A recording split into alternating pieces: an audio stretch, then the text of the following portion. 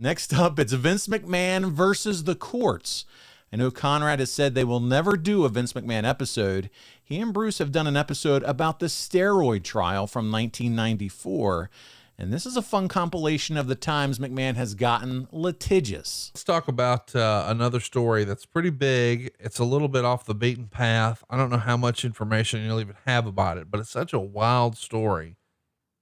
There's a report on the November 22nd New York Post that said federal prosecutors were investigating whether or not there was witness tampering and obstructed justice in the trial of Vince McMahon in July 94. The Brooklyn office reported as investigating television producer Marty Bergman and his wife, Laura Brevetti, who was the lead defense attorney in McMahon's trial, on the allegation that Bergman offered a key witness in the trial between $250,000 and $400,000, according to some government documents. Emily Feinberg, who was McMahon's former administrative assistant, was the government's key witness and told investigators about Bergman's offer. The FBI agents and an assistant U.S. attorney were interviewing witnesses regarding Bergman's conduct before the trial, and the investigation is said to determine whether Bergman pursued witnesses and potential witnesses against McMahon in an effort to change, taint, or discredit their testimony by inducing them to accept money as television consultants. What a weird thing. Leading to the trial, Bergman represented himself as a producer for 60 Minutes, Hard Copy, A Current Affair, and American Journal, while withholding that at the time he was living with Brevetti and working out of her office. A lot to unpack here. Most of this is not something a lot of our listeners are even interested in, but we know how the trial is going to wind up. Vince is going to ultimately be acquitted, but it feels like we're not done. We're still coming after different angles here. And this time the allegation is witness tampering. My goodness. It absolutely silly, because the U.S. government didn't have a case. It spent millions upon millions of dollars trying to trump up a case without even putting on a defense. Vince and Titan Sports won in a jury trial. And again, the government's case was so poor that no defense was even needed. And it was a horrible waste of time, a horrible waste of money. And when you really dig into the government's behavior in this entire investigation, it's sad, and it's pretty shameful when you honestly look at it. As far as, witness tampering with whatever Feinberg, they were questioned and cross-examined in the federal trial. Why didn't that come out then? Why didn't she come forward with that then? Or the government, if they knew this was happening, why didn't they come forward with it then? It's just trumped up and silly when you look at it, because then it shines a light on the ineptness and the lack of case that the government actually had. In your opinion, is this, just the prosecutors still sore that they lost what I'm sure once upon a time they felt like was a slam dunk case? Now they've got an axe to grind. Yes, I do. And I can tell you from personal experience that the way that they actually treated me and how they did it, and the timing of what they did to me, and trying to get me to testify against Vince and trying to tell me what to say, and doing it while my dad was in intensive care with his chest wide open. The timing, it was an ugly, ugly ordeal. It was an ugly time in all of our lives. We lived through it and prevailed and are stronger on the other side because of it. And there are people that will never, ever know the lengths that the prosecutors and the government went to try to make a name for themselves. And the New York Post as well. It was an axe to grind. What can you tell us about Laura Brevetti? It's not a name we've talked about a lot, but we have heard a few times here on the show. Laura was Vince's, I believe she was the company attorney, or I actually, she was either the company's attorney or Vince's personal attorney, one of the two. She was a tremendous attorney and a super, super nice lady. If I was, if I needed an attorney, she'd be on the short list. Let's talk about something else that stood out in my research here. Vince McMahon attended house shows here in Cincinnati, Columbus, and the Meadowlands. And, I think Meltzer would say he usually only attended Madison Square Garden. Any ideas why Vince showed up to the house show? Is this one of those moments where he calls the clique or the clique calls him and he comes in, or is he just doing a pop in, or was it planned that he would make the loop to see maybe what he could do to improve it? And so Meltzer was doing Vince's personal calendar at this time. So he knows that the only shows Vince only attends are Madison Square Garden. So he was normally on the house show loop. I didn't know that. He went to a lot of house shows. I mean, I legitimately didn't know that. I'm not being a smart ass. Yes, he did. I mean, he's a businessman. He goes out to view the product and see how everything's going. So yeah, Vince went to quite a few live events. So it's nothing unusual. It just happened to be whatever stooge or whatever fan might have seen Vince McMahon that bought a ticket for the mezzanine section and saw Vince watching the matches and called Dave Meltzer and said, "Oh my God, Vince isn't it? He's here, and it's not Madison Square Garden." And they made a story out of it. Help me understand. Talk to me a little bit about when that Indianapolis meeting happened. We haven't touched on it a lot, but it does feel like something that we should mention, because in this era, we've got Hunter coming in, but it's not going to be too long. Sean and Razor are going to be out. Is this still sort of the clique era? Does it feel like they've got Vince's ear, and whether it's true or not, there is perceived heat amongst the boys? Oh, I think that this was definitely during a time that there was, the clique and those guys running together and hanging out together. Yeah, definitely this was during that time. I just assumed that meeting in Indianapolis had to happen sometime in 95. I have absolutely no idea. And again, that's, for Vince to go to live events, not unusual. And there were times when we would go in early to TV and we would hit live events. What's Vince business? What's Vince looking for when he visits a live event? How is it different from a traditional live event? Are people just minding their P's and Q's a little more? Does he hold a meeting to rally the troops? Does he sit in the back? Does he try to hide in the stands?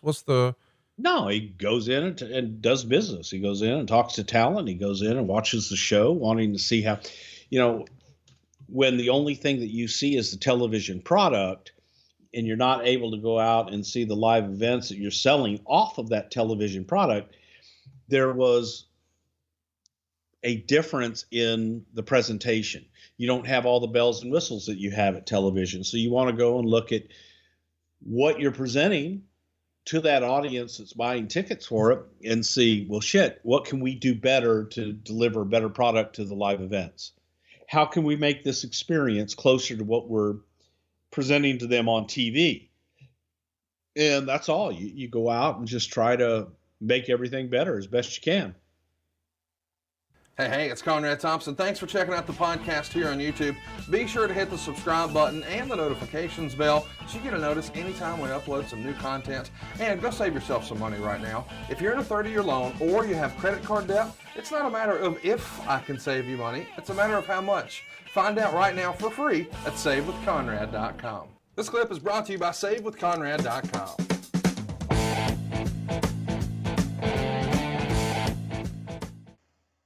Let's talk about something else that really caught my attention. WWF President Linda McMahon sent out a business statement on July 11th, stressing a need to constantly adapt to marketplace changes, talking about going direct merchandising through online services, and that licensing and international television deals have exceeded projections, and that the first In Your House exceeded internal projections.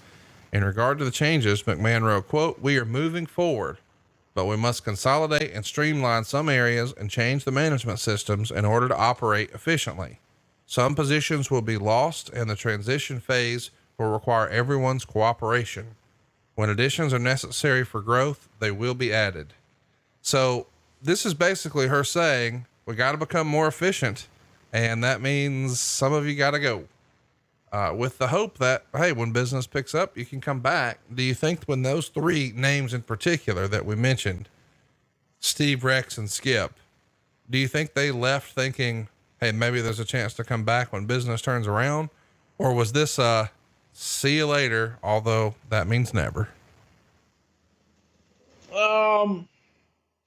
I think actually Steve came back at some point. I thought so, because I remember seeing his name.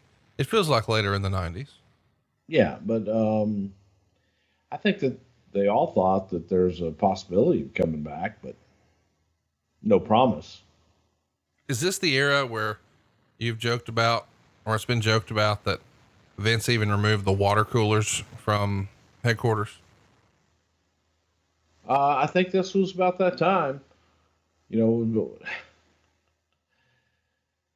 that seems to be much bigger news to people like Dave Meltzer and Eric Bischoff that love to talk about. They even took the water coolers out. What year was it? You've told me before. I don't even think we were recording a show. We were just talking in real life about sort of the ebbs of WWF business and how sometimes it's great and sometimes it's not. Vince don't sell shit for nobody, blah, blah, blah. But there was a moment of frustration you told me about once where you said, I had to pull whatever number of millions out of my ass. When was that? I mean, that was right in this time. And it was tell the story for our listeners who've never heard it. Well, people think that Vince is this horrible, horrible human being that, whose middle name is Beelzebub, and that he just didn't care about people, didn't care about anything but the bottom line. And it was during a time we were not a publicly held company, and Vince and Linda privately held that company. And when the company's losing money, Vince was taking out of his own pocket while losing millions of dollars, and would make sure that everyone was paid each pay period out of his own ass, out of his own side, privately funding that. But his thing was, he wasn't going to miss a payday for people, because he had too many people that were depending on him. And that was a level of frustration that he just had to keep putting back into the company instead of just folding up shop and saying, okay, shit, we're losing too much money. I think Vince would have put every single penny he had in the company and mortgaged everything he owned and found ways to get loans to do it. But Vince didn't want to do that, didn't want to mortgage everything to the hilt and borrow a bunch of money. He wanted to make sure that he did it himself. So yeah, the money came out of his ass, and the money came from him specifically. So yeah, it was a major, major frustration. It's so remarkable. I mean, when you really think about it, imagine for a minute if Vince had said, okay, my financial advisors and all the people who help me manage my personal wealth have said that, this is not good for me. And I've had a conversation with my wife, and she's agreed that we need to just take our purse and go home, because they had built amassed an incredible personal wealth, but now the business is losing money. And so Vince is pulling money out of his own personal coffers, out of his personal investments, and funding the company with it because it's literally losing cash.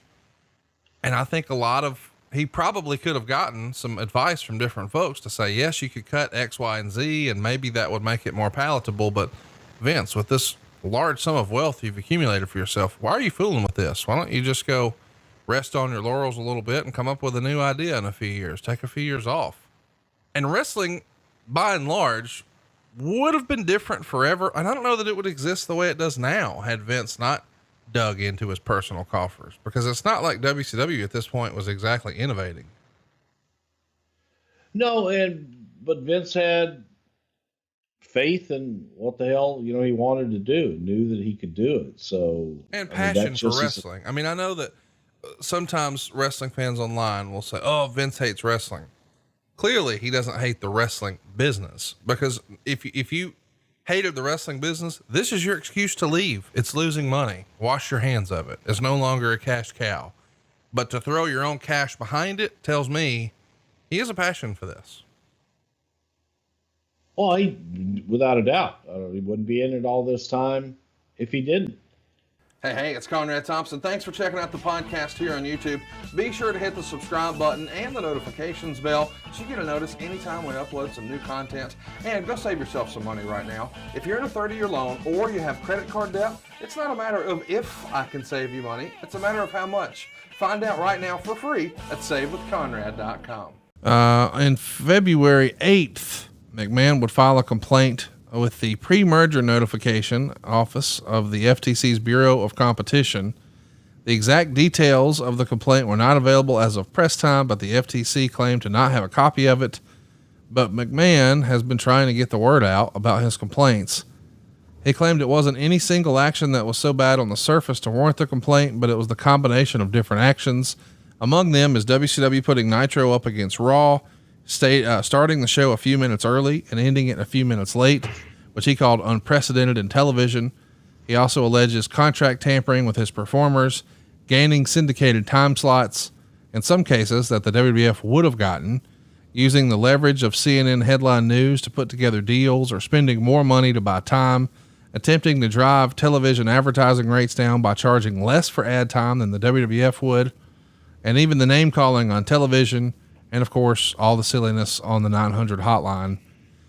I got to tell you, in hindsight, this lawsuit from Vince feels a little bit like sour grapes. I mean, everything he's suing for here, he did to the territory guys before him, right? Well, it wasn't a lawsuit. It was just a complaint. Well, that's fair. I agree with that. So you can complain about shit all you want. I want to file a formal complaint. They're fucking with my business and I don't like it. Yes. It's not illegal. I just don't like it. And I need people to know. Some of it was. Contract tampering was illegal. I'm not arguing that, but the other shit is like, come on, man. Well, I didn't like it. I understand. In the WWF's period of expansion, it also brought out existing established television time slots from regional promoters. It also rated the best drawing talent of regional offices with the lure of them being able to earn a better income, and went back into the region with those same headliners. In the case of the AWA in particular, McMahon systematically picked off a large percentage of the key headline talent, both in the ring and behind the scenes, one by one. McMahon practically drove Crockett out of business by putting the first Survivor Series on pay-per-view on the date Crockett had already booked for his first Starrcade pay-per-view in '87. And of course, virtually every cable company in the country went with McMahon, and Crockett ran a pay-per-view that he expected to be a major cash windfall that ended up costing him money. So he continues to detail some of these circumstances, but this awfully feels like, it feels a lot like Vince getting a taste of his own medicine to me. Are you able to see that from the outside at all, or you just got to sort of toe the line here? No, I think that, look, when you go back and look at the history of everything that took place, I think that a lot of the things that Bischoff did were smart. Did he tamper with contracts? Yes. Was that illegal? Yes. Doing everything else was out of the box and extraordinary and things that, had never been done before. So it's like, well, wait a minute. They can do this. Well, they could do it because their boss owned the fucking network that they were on. So they could come in early. They could go off late. We didn't have that luxury because we didn't own USA. So yeah, it was different things that, and the comparison is not necessarily fair. It was a completely different deal. But at the same time, I guess, when you look at the offers that Eric was making and oftentimes get misconstrued, Eric wasn't offering these huge money offers. He was offering good money, but a different work schedule and allowing guys to have a completely different they didn't have to work 4 or 5 times a week. They came and did TV for a lot of them. That's all they did. So he was offering them something different and an alternative to what they were already doing. Again, you look at it, and it was different business, and they were coming from a place where they had no ad revenue. So going in and being able to sell their ad revenue for less didn't hurt them because they didn't have any to begin with. So it hurt us because all of a sudden they're selling it for pennies on the dollar, and shit happens. But how are they doing business wise now? WCW? Yeah. I mean, I think they're making a comeback. Okay, cool. That's what I heard. All right. Let's keep it going here. Meltzer would say, when it comes to television ad rates, WCW officials have claimed that their ads for the entire network for a 30-second spot are $19,000, while the WWF's are $15,000, claiming it's actually the WWF undercutting them. McMahon lists figures of $25,000 for WWF and $18,000 for WCW. Since McMahon's shows deliver a small audience and yet he's charging more, he's made the claim they're undercutting him. According to a third-party buyer, the figure McMahon has claimed would be accurate. Do you remember what ad rates were back in '87? We're talking about what they are here. No, I'm just saying, when you were in the WWF. I don't. I didn't deal in that. I had no clue at all. You got to get hot about it. I'm not half hot. It feels like already here we start off fucking nice. It's early in the morning. I'm all refreshed. I had a bowl of cereal, and now you're already pissing me off. Okay. For the most recent ratings weekend, which will be the week ending January 28th, WCW was on 177 stations, and the various cable networks reach a total of 6.7 million homes. The WWF has 161 stations, and USA would hit 4.77 million homes. So the biggest possible rating for WCW there is a 7.1 compared to a 5.0 for the WWF. How important was syndication here in 1996? It feels like less than in years past. In 96, a lot less than. It wasn't. It was different, and it depended upon which book you wanted to look at, whether you wanted to look at Arbitron or you wanted to look at another book. All that shit could be twisted and turned and made.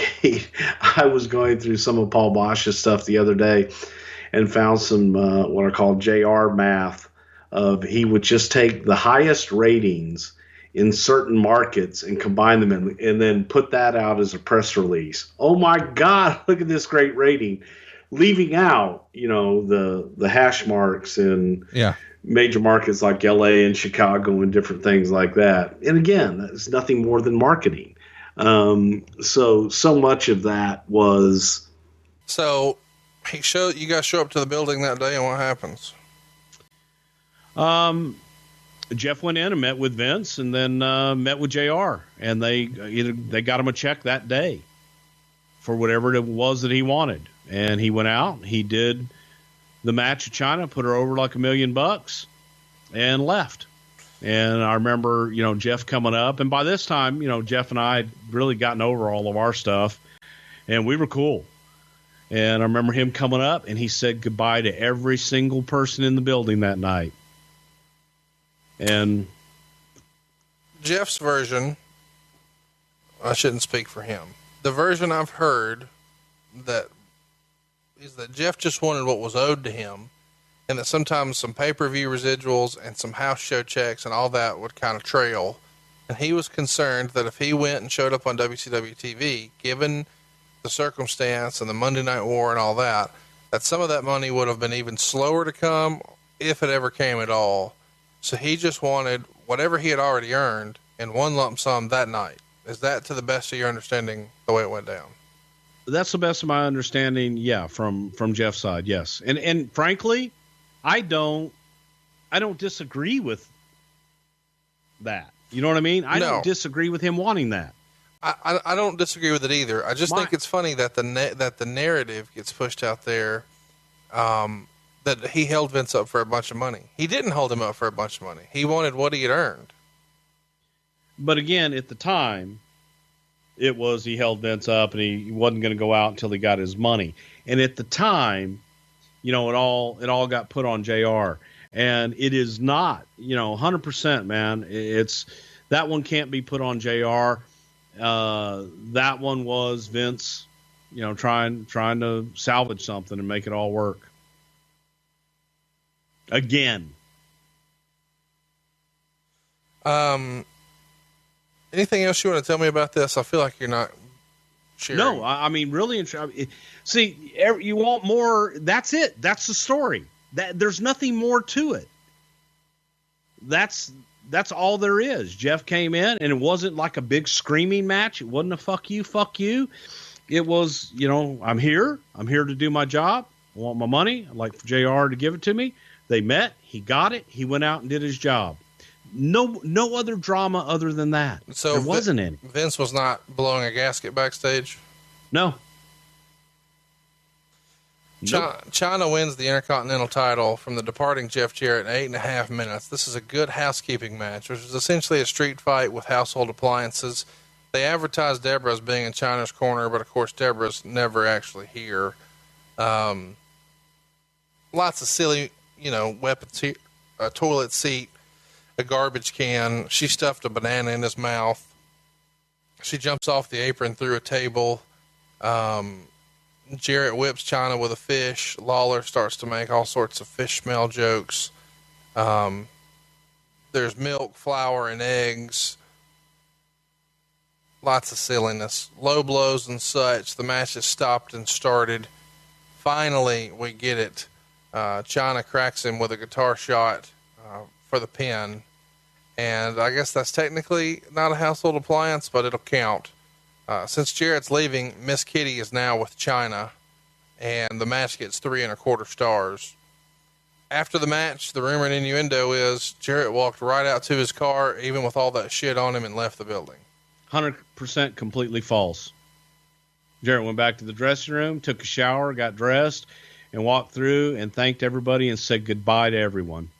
So you felt like he couldn't have handled that much better?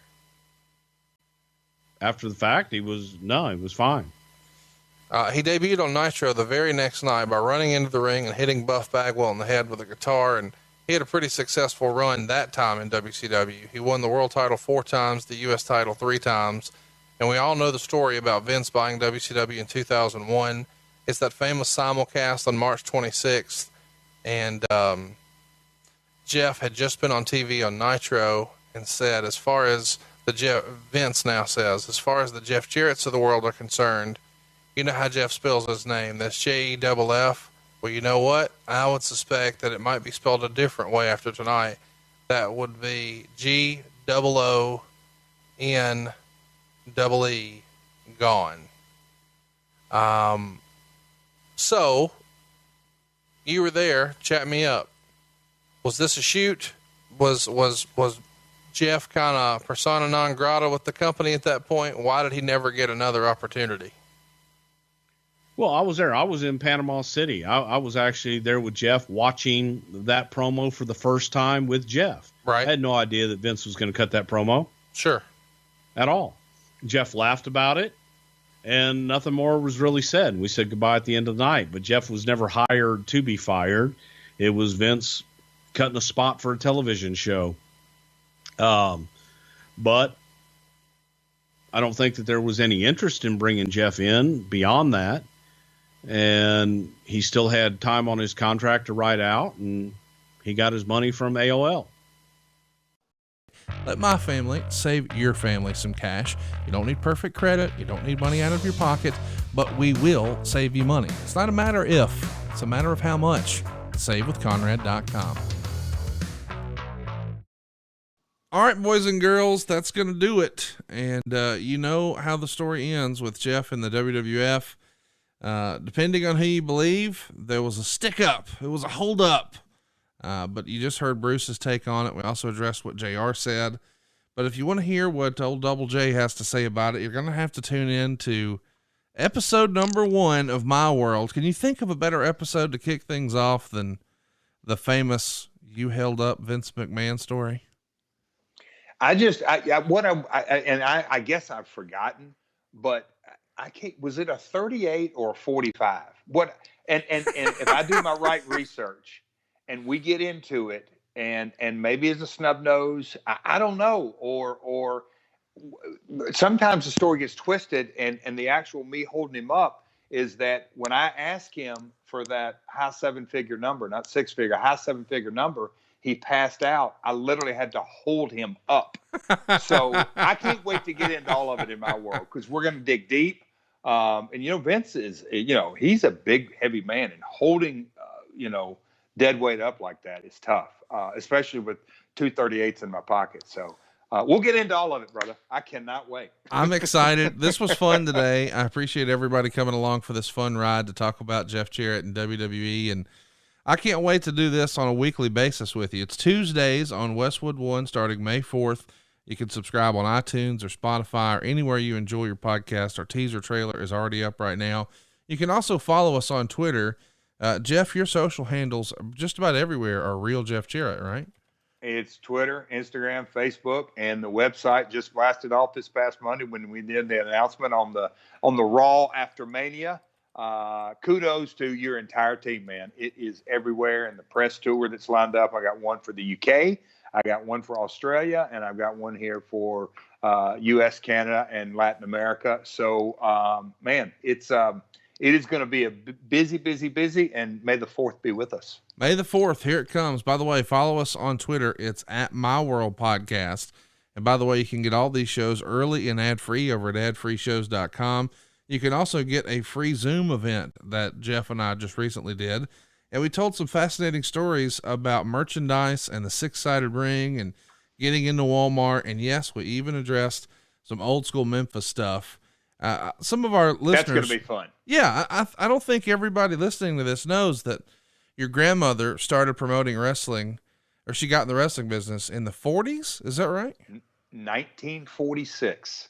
Took a second job selling wrestling tickets, and the rest is history. It's really fascinating. When I think back on and just think about that. I mean, let alone in the 70s or 80s, but in the 50s and 60s, a woman in the professional wrestling industry, and not just, in the office, quote unquote, in the office. It's really fascinating. It really, really is. But anyhow, can't wait to get into all of it. From Memphis to Texas to Puerto Rico to Japan and WWF, WCW, TNA, and on and on. I've joked with you off air. If cats have 9 lives, somehow Jeff Jarrett has 10. How I don't understand how you're still doing this, man. I'm just fascinated by your story. I think it's the most interesting story, maybe the most interesting story in all of wrestling, because there's so many ups and downs and peaks and valleys, and you just find a way to come out better than you started every single time. Is it just the power of positive thinking, or you just have a golden horseshoe up your ass? What's the secret here? Conrad, I must say this. The call that I had about 24 hours ago, the best is yet to come. There's I've got some things I'm working on. But you know what? And I will say this. I do believe that not just positive attitude, what good, but and how you've talked me into this, and I've enjoyed, we've only really getting into it, but I've never looked in the rearview mirror. I've learned from things, but I've never been to one to, even in the dressing room and guys telling old stories and, old timers, and now I guess I am an old timer at my age, but that was what they did around the dressing room. And it used to drive me absolutely bananas when they would tell the same story over and over and over and over. And I remember being in dressing rooms with Bobby Jaggers and Kurt Hennig, and Kurt telling these, like, if I hear this one story again from Jaggers, I'm going to go nuts. But anyway, but I'm digressing here. But I've always really thought forward and innovative. And I guess sort of my default thing, and I've carried this with me, the quote about it's not the critic that counts, the people that are on the outside that want to criticize or take credit or whatever. I've never been about that. I like to get in the arena, get my hands dirty. I get that from my grandmother and my father, that roll up your sleeves, son, get in there, do what you're going to do. And I've always never been really, I've been fearless in So what if it fails? Try again. Yeah. I mean, literally try again. And I do think we touched this on the Zoom call, ad free. And man, what a bargain that is! I couldn't believe. But anyway, the Memphis territory of doing a TV every Saturday morning, and then you go down to the arena on Monday night and you find out if you were a success or a failure. But knowing no matter how good it was or how bad it was, you're getting back up to bat again Saturday morning. I think that ingrained in me from a business perspective, specifically in professional wrestling / sports entertainment, that you're only as good as your last angle or promo or show, or whatever it may be. I think that has ingrained perseverance into me. Well, we hope that you guys will persevere, and we appreciate you persevering through this 4+ hour podcast. It was fun to revisit all things Jeff Jarrett. You're going to get him every Tuesday for free on Westwood One. It's called My World with Jeff Jarrett. Go subscribe anywhere you enjoy podcasts. And again, you can get all those shows early and ad free for just $9 a month over at adfreeshows.com. And by the way, you don't just get Jeff's for early and ad free. You get Eric Bischoff, you get Tony Schiavone, you get Jim Ross, you get Arn Anderson, you get Kurt Angle. You get where I'm going. It's a ton of content every single week at adfreeshows.com.